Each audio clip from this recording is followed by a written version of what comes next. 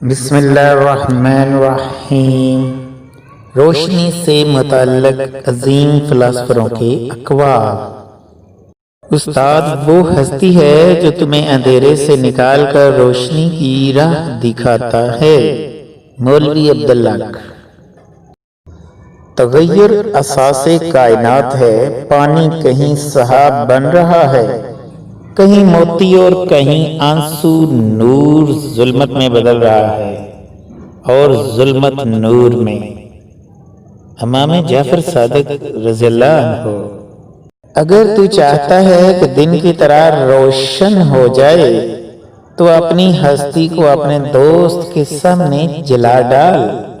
مولانا جلال الدین رومی رحمۃ اللہ علیہ۔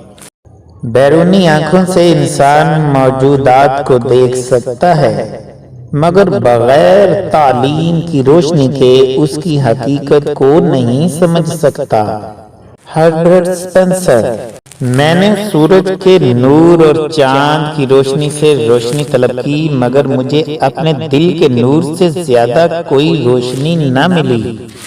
معروف قول۔ ادھورا علم خطرے کا موجب ہوتا ہے۔